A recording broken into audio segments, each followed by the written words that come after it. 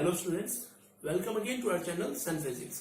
Last video में हमने light की जो वेव थ्योरी है उसका इंट्रोडक्शन किया था, उसमें हमने हाइगन प्रिंसिपल के बारे में बताया था। अब हम उसी को कंटिन्यू करते हुए reflection on the basis of wave theory की बात करते हैं। ध्यान रहे, ये जो वेव थ्योरी है या कह लो हाइगन थ्योरी, वो एक ही बात है, ठीक है। इसमें वेव फ्रंट का कंसेप्ट यूज होगा, तो अगर आपने वो वीडियो नहीं देखा है तो पहले वो वीडियो देखिए, उसके बाद इसको स्टार्ट कीजिएगा, तब आपको ज्यादा बेटर क्लियर होगा।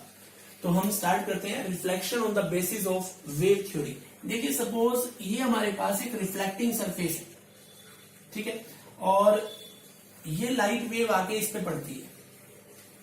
मान लिया ये पॉइंट है ए और ये पॉइंट है ए डैश।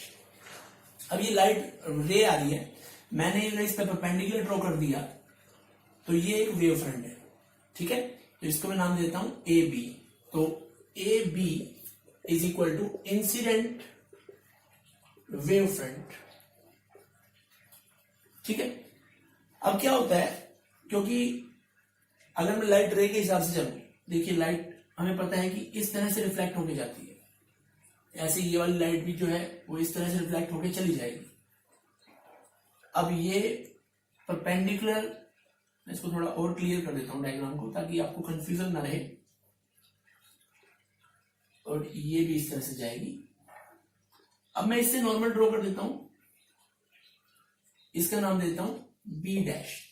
एक तरह से ये वेव फ्रंट आया और टकरा के ये वेव फ्रंट गया, तो ए डैश बी डैश जो होगा, ए डैश बी डैश, इसको मैं कह सकता हूं reflected wave front. Last video में हमने इसका जिक्र किया था कि रे के परपेंडिकुलर जो होता है वो वेव फ्रंट होता है। अब एक बात और देखिए, मैं यहां नॉर्मल ड्रॉ करता हूं, ये नॉर्मल, तो ये जो एंगल है this is angle of incidence i, और अगर मैं यहां नॉर्मल ड्रॉ करता हूं, this is angle of reflection r. एक बात और ध्यान दीजिए, इसके ऊपर नॉर्मल है ये और इसके ऊपर नॉर्मल है ये, तो ये वाला जो एंगल बना ये भी तो आई हो गया, इसी तरह से ये वाला एंगल आर हो जाता है। अब मैं रिफ्लेक्शन थ्योरी की बात कर रहा हूं। रिफ्लेक्शन के कौन कौन से लॉ होते हैं? एक तो होता है incident ray, reflected ray and normal, all line same plane. वो तो हमें दिख ही रहा है डायग्राम से, तो उसे प्रूव करने की जरूरत नहीं है। दूसरी चीज होती है i equal to r, angle of incidence is equal to angle of reflection. वो हमें वेव थ्योरी से प्रूव करना है। ये जो डायग्राम मैंने बनाया है, इसमें ये जो आई एंगल है और जो आर एंगल है, ये वेव फ्रंट के हिसाब से बने हैं ना, कोई दिक्कत नहीं है। अब देखिए, अब मुझे ये भी पता है कि ये भी परपेंडिकुलर है इस पे और ये इस पे परपेंडिकुलर है। अब मैं बात करता हूं इन ट्रायंगल्स। कौन कौन से triangle? A B A dash and A B dash A dash, A B A dash triangle और A B dash A dash triangle. क्या होगा? A A dash is equal to A A dash, common है दोनों में,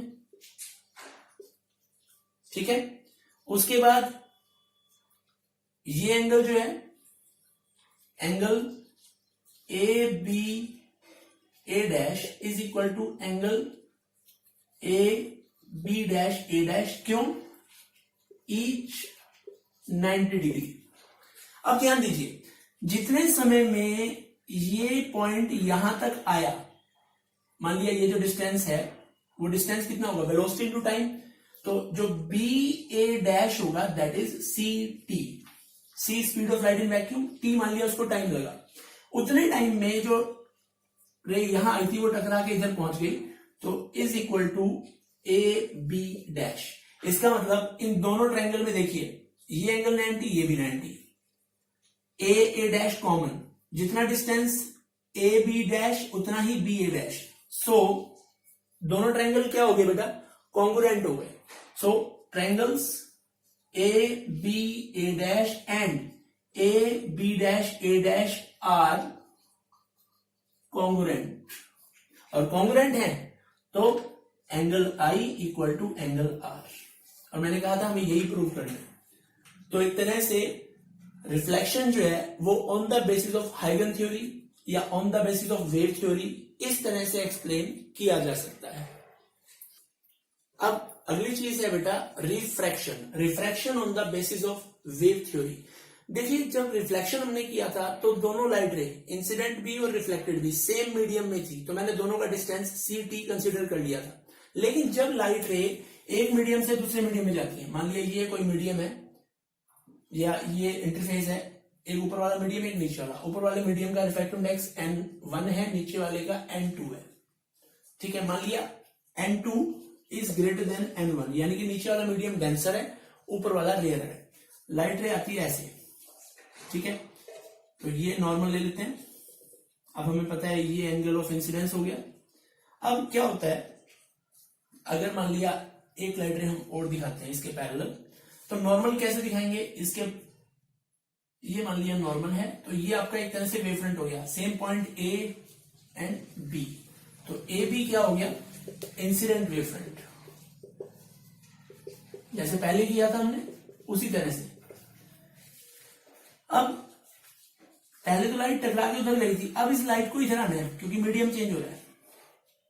मान लिया ये वाला एंगल जो बनता है ये आर बनता है, वो वाली लाइट रे भी क्या होगी, वो भी ऐसे ही बैंड होगी, ये एंगल आर बनाएगी।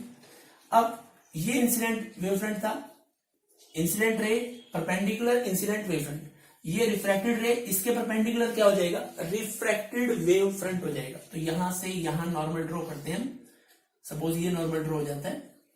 अब ध्यान दीजिए, जितने टाइम में ये मानिए पॉइंट हमारा ए डैश है, जितने टाइम पे ये लाइट रे बी से ए डैश तक का डिस्टेंस कवर करती है मीडियम 1 में, जिसका रिफ्रैक्टिव इंडेक्स n1 है, और मान लिया वहां स्पीड ऑफ लाइट v1 है, उतने टाइम में ये जो डिस्टेंस कवर होगा वो कितना हो जाएगा, मान लिया ये पॉइंट हो गया हमारा बी डैश, टाइम सेम है, तो मैं ये कह सकता हूं कि ए डैश बी ये हो जाएगा बेटा v1t।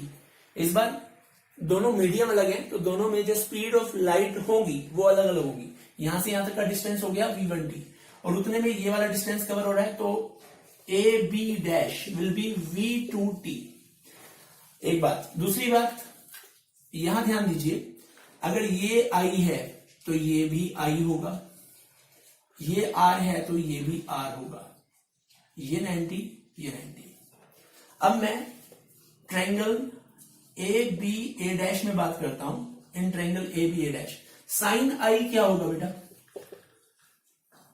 साइन आई क्यों निकाल रहे हैं हम साइन आई, क्योंकि हमें यहां रिफ्रैक्शन की बात करनी है। रिफ्रैक्शन में हमें प्रूव करना है कि sine I by sine R is equal to refractive index of the medium with respect to the other one, यानी कि हमें यहां दिखाना है sine I by sine R is equal to, या तो आप n2 बाय n1 दिखा दो या v1 बाय v2 दिखा दो, एक ही बात है।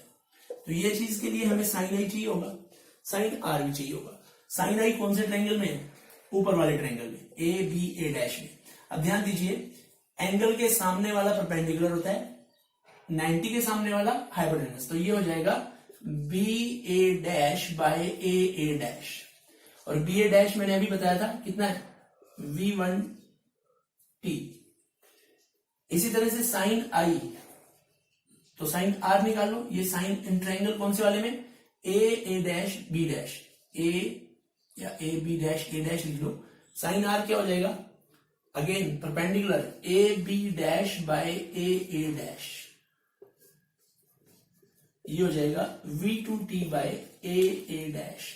अब जब हम sine I by sine r निकालेंगे, Snell's law, sine I by sine r, तो डिवाइड करो, ये तो कैंसिल हो जाएगा, क्या बचेगा, v1t bye v2t, that is v1 bye v2 और n2 bye n1। Snell's law prove हो गया। तो स्नेल्स लॉ किसके लिए था, रिफ्रैक्शन के लिए, तो वो वेव थ्योरी ने वही चीज प्रूव कर दी। इसका मतलब हम रिफ्रैक्शन को भी वेव थ्योरी के बेस पे एक्सप्लेन कर सकते हैं। आई होप आपको दोनों कंसेप्ट, रिफ्लेक्शन भी और रिफ्रैक्शन भी, वेव थ्योरी के बेस पे समझ में आ गए होंगे। अगर कोई कंफ्यूजन है तो आप कमेंट बॉक्स में लिख के मुझे बता सकते हैं, और अगर आपको ये वीडियो अच्छा लगा तो अपने दोस्तों से इसको शेयर करें, लाइक करें और सब्सक्राइब करें, और बेल आइकन प्रेस करना ना भूलें।